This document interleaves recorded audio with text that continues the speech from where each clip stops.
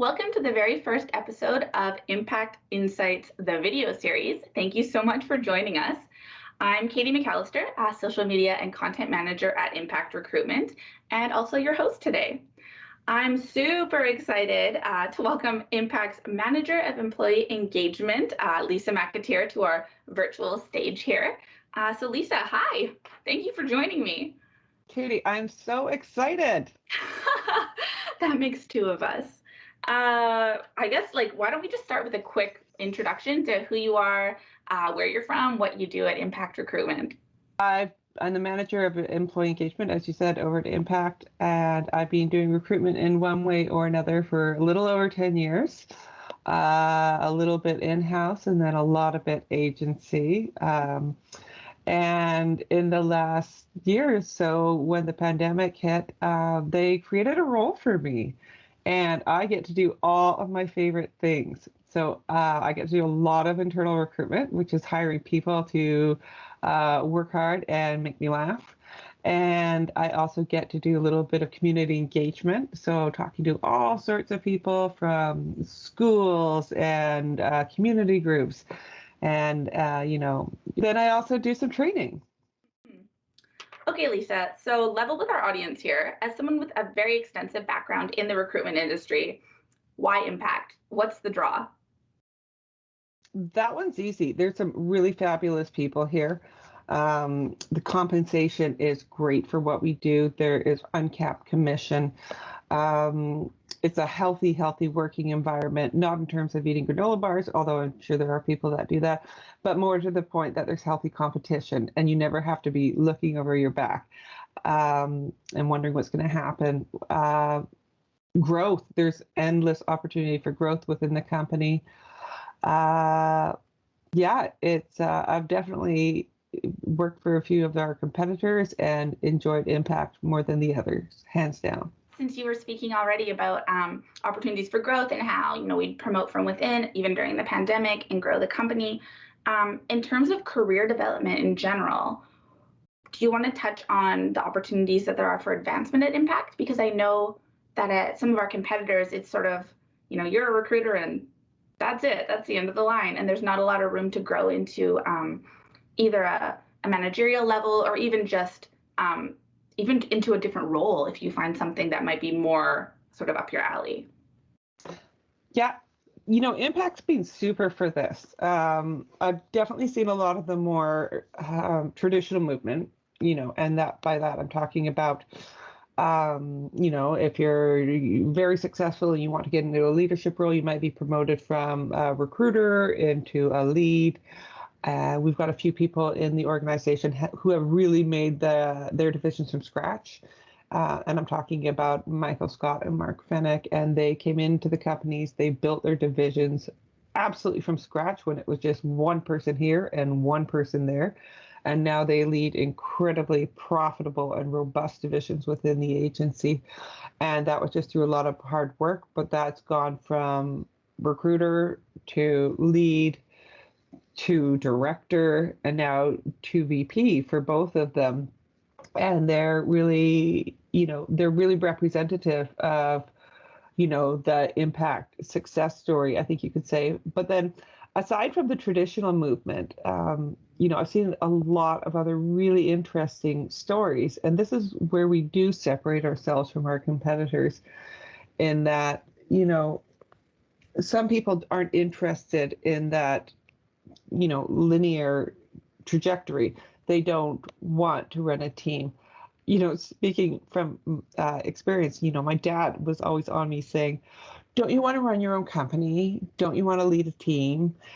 And I kept thinking to myself, no, I don't. I'm sorry. I don't know how to tell you this. And I do talk to a lot of recruiters who are like that too. And they think, yeah, you know what? I really like recruitment. I like the company, and I don't want that growth. That's not who I am. That's not where I want to go. And so what I've seen is where the leadership team at Impact really recognize the value of people and says, okay, well, we like what you're doing and we appreciate that you've contributed to the company, but you might be able to contribute to us in other ways. And so what about this? And so I've seen movements from, an IT recruiter over to doing IT herself, where she's doing a business analyst role. Our current HR manager is someone that was doing legal recruitment. We have someone else that was doing construction recruitment and who is now doing a marketing role within the company. And then we have other really interesting success stories. For instance, we have somebody who started with us as a receptionist, and she is now working her way up to be very near the top of the marketing division. Very near the top. You might know her. Her name's Katie Mack. Do you know her? I don't think they know her. No one's ever heard of her. She doesn't even go here. Doesn't even go here. Well, thank you. You want to tell us a little bit more about your journey at Impact? For me, it was super exciting. And I think this goes back a little further than Impact for me personally.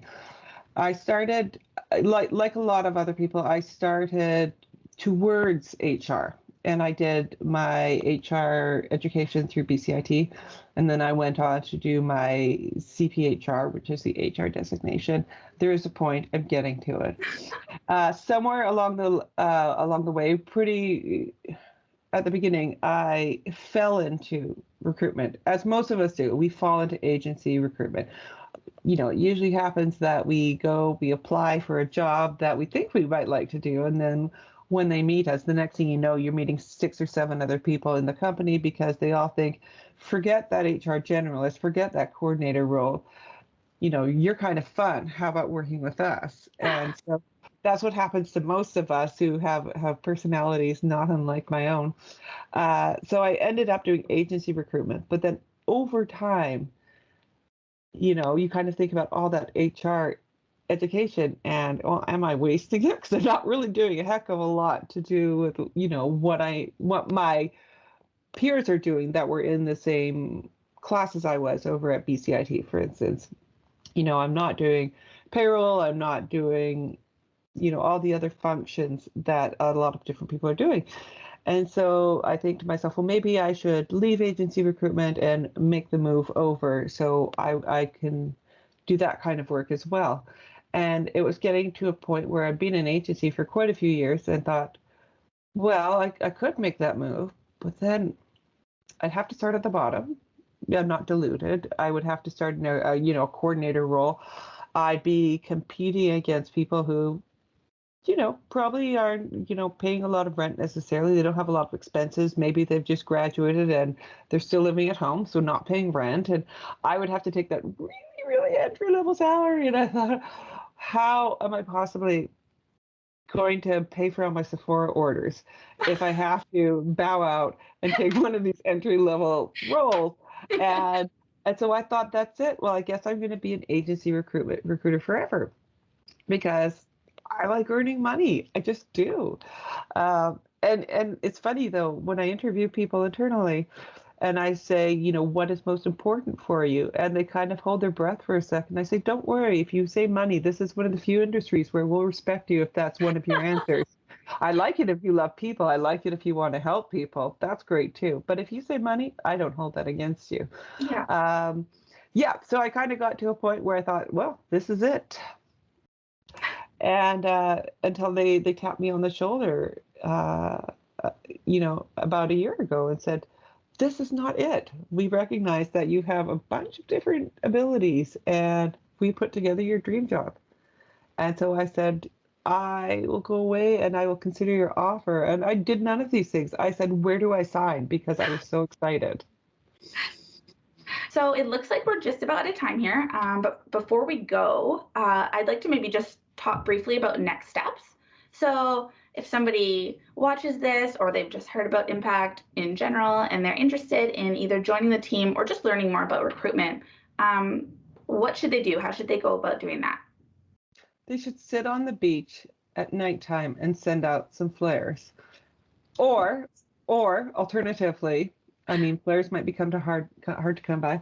They can go to our website. They can apply for jobs that they see on our career page.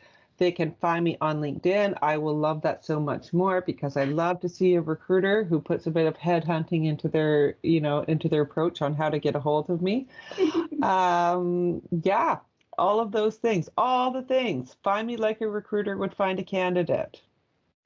We'll share Lisa's contact information at the end of this video. So in case you don't have flares at your disposal, you'll still be able to reach out to her and talk more about joining the team. We'd love to have you. So as always, Lisa, an absolute delight to talk to you. Thank you so much for being our very first guest on Thank you. It's been a slice. I expect you've set the bar pretty high for future guests, so we may see you back, I hope, in the future. So that's it for now. We'll see you next time for episode 2 of Impact Insights, the video series. Thank you.